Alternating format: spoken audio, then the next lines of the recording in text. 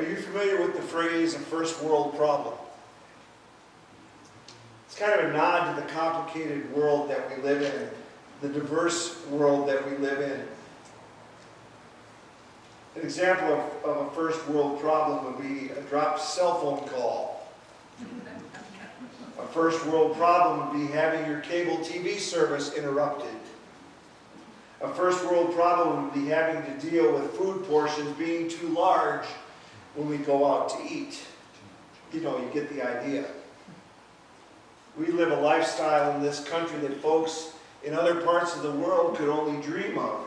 And so we worry about things that folks in other parts of the world can't conceive of. Parts of the world where simply having enough food for the day is their greatest concern. Where having clean drinking water is a constant worry. Where getting through the day alive is a challenge.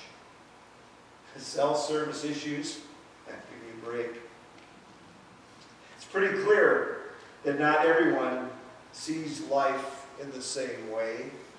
And sooner or later we'll all come to the point where we ask the question, what is it that we should be living for? What should our goals in life be? And what's the point of life anyway? And I realize that for many of you, just making it through the day in one piece can be a major accomplishment. Life with all of its challenges can come flying at us sometimes pretty fast.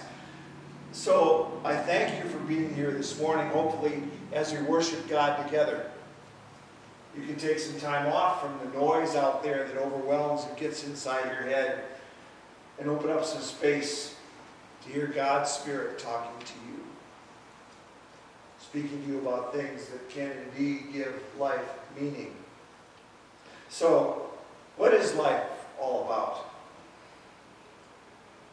Erica shared the lesson from Ecclesiastes this morning, and right off the bat the writer takes on that question. It says, all is vanity. Or other translations say, all are things without meaning.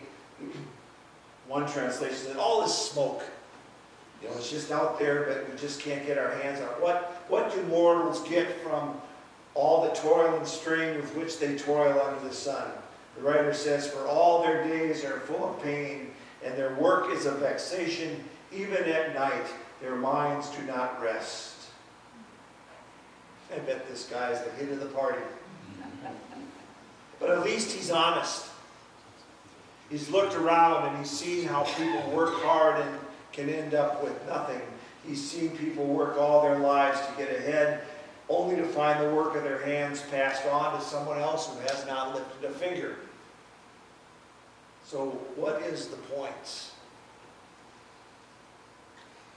The reading from Luke this morning, after a powerful teaching that Jesus shared on the plan that God has for his people, a man from the crowd asked Jesus a question. No, let's rephrase that. He makes a demand of Jesus. He says, teacher, tell my brother to divide the family inheritance with me. Now, you got to ask, where did that question come from?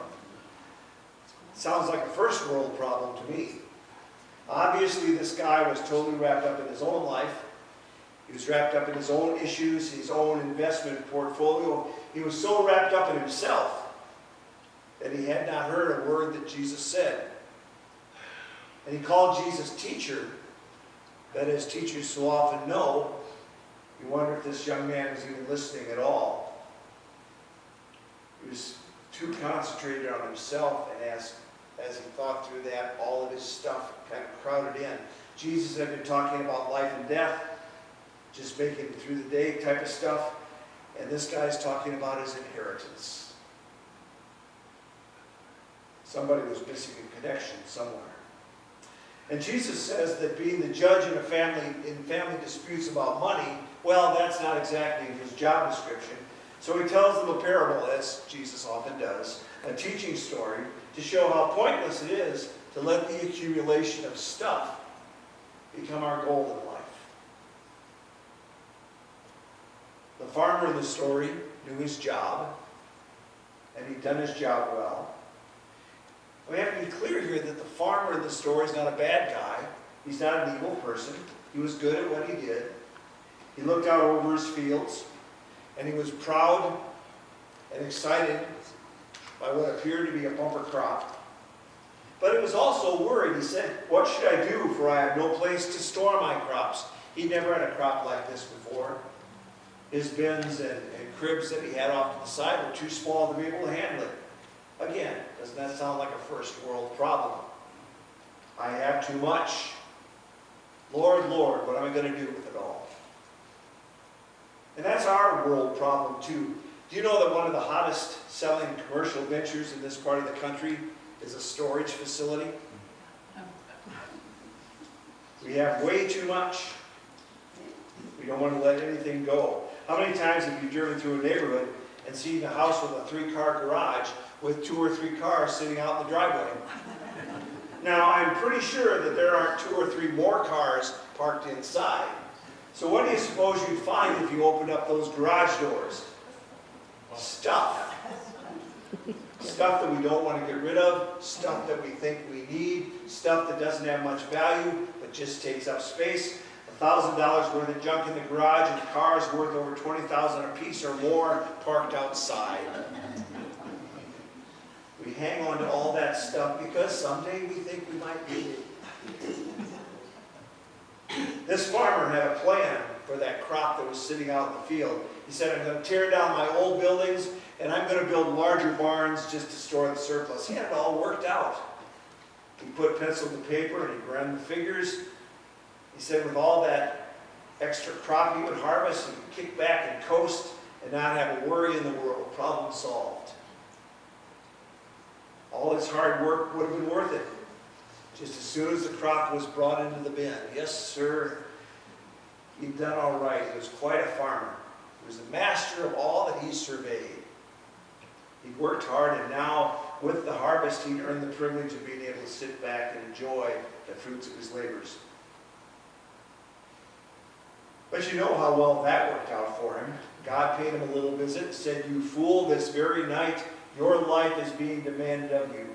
And all the things that you have prepared, whose will they be?" There's probably no lesson from the Bible that hits home for us more than this one. If there were ever a people who knew all about accumulating stuff, it's us.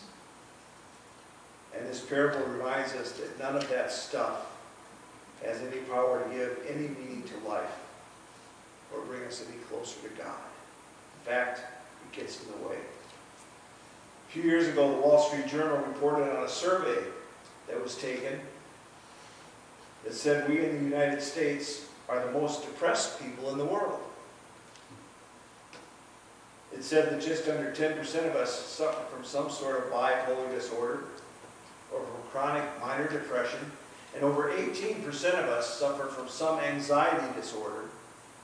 And that's far in excess of other developed countries like Germany and Japan and Italy. And some of the underdeveloped countries are far less depressed than we are. Our stuff isn't the answer, is it? And I'm going to confess this morning that I don't have the answer, but the Spirit of God reminds us that there are some ways that we can open ourselves up to a life of meaning and contentment, and it starts right here. When we come together for worship each week, God calls us together, and this is a staging area for God to get our attention and have a word with us. This is our time to be reminded that in spite of what's going on out there, we belong to God. Without question, we belong to God. This is our time to be reminded that everything that we have, everything we've accomplished, all that we treasure is a gift from God for us to care for and to use for God's glory. We call that stewardship. Did you notice how many times the farmer in Jesus' parable used the words "I" and "mine"? 10 times in 3 verses. I think Jesus was trying to make a point.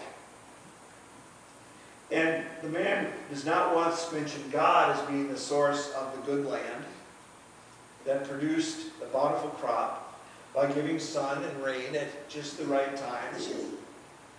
There's no thought of God calling us to share the bounty and the surplus with those who are hungry and in need. To the farmer, it's all about him.